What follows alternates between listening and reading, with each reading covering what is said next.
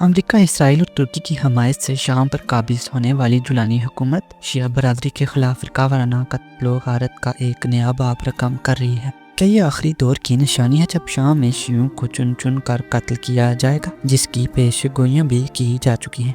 شام میں اس وقت تمام شیعہ علاقے القاعدہ اور داعش کے سابق ارکان کے نشانے پر ہیں۔ تازہ واقعات میں 13 شیعہ مسلمانوں کو شہید کر دیا گیا۔ جولانی حکومت کے کارندوں نے لبنانی سرحد سے جڑے شامی علاقوں پر یلغار کی، جہاں کی آبادی شیعہ ہے۔ حمص کے مغربی دیہی علاقوں میں چھاپوں کے دوران الغزیلہ، الغربیہ اور الحمام دیہات میں 4 عام شہریوں کو شہید کر دیا گیا، جبکہ 10 دیگر زخمی ہوئے۔ اس دوران جولانی کی سیکیورٹی فورسز نے 5 نوجوانوں کو گرفتار بھی کیا ہے۔ اسی طرح سے الکنیسہ گاؤں سے 5 افراد کو حراست میں لیا گیا ہے۔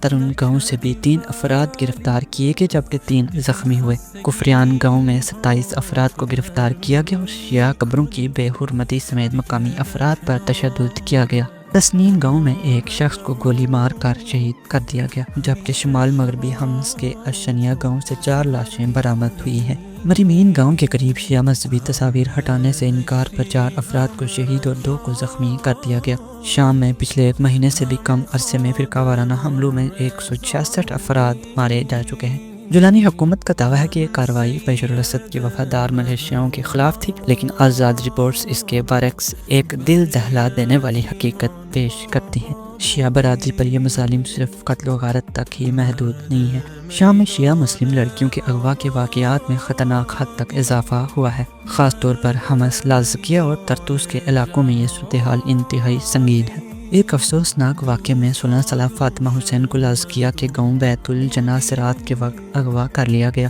حملہ آور فوجی یونیفارم میں تھے اور سرکاری نشان والی گاڑیاں استعمال کر رہے تھے۔ آج تک فاطمہ کا کوئی پتہ نہیں چل سکا ہے۔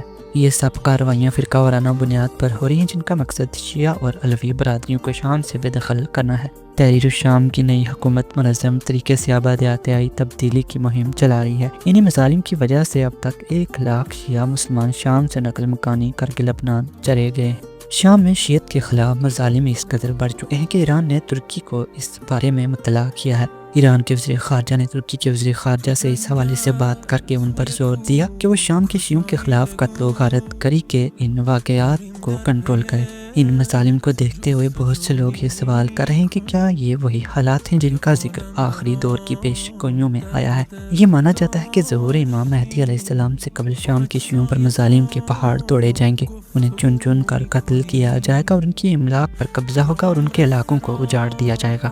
جولانی کی حکومت کو اس ظالمانہ منصوبے کی تکمیل کا ذریعہ سمجھا جا رہا ہے، جس کے کارندے شیعہ املاک کو نشانہ بنا رہے ہیں، شیعہ گھروں کو قبضے میں لے رہے ہیں اور چن چن کر نوجوانوں کو قتل کر رہے ہیں۔ جولانی کے یہ اقدامات سفیانی کے خروج کے لیے زمین ہموار کر رہے ہیں۔